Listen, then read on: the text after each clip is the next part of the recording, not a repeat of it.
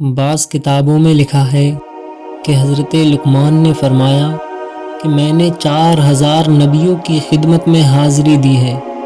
اور ان پیغمبروں کے مقدس کلاموں میں سے 8 باتوں کو میں نے چن کر یاد کر لیا ہے، جو یہ ہیں: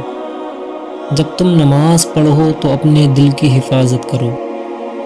جب تم کھانا کھاؤ تو اپنے حلق کی حفاظت کرو، جب تم کسی غیر کے مکان میں رہو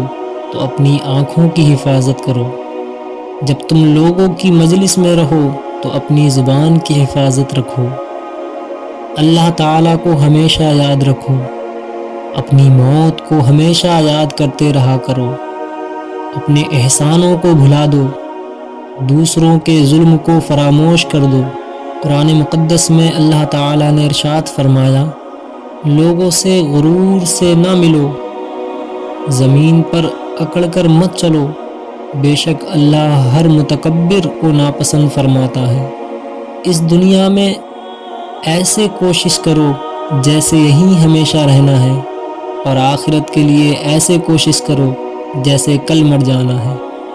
میں نے بولنے پر بارہا افسوس کیا ہے،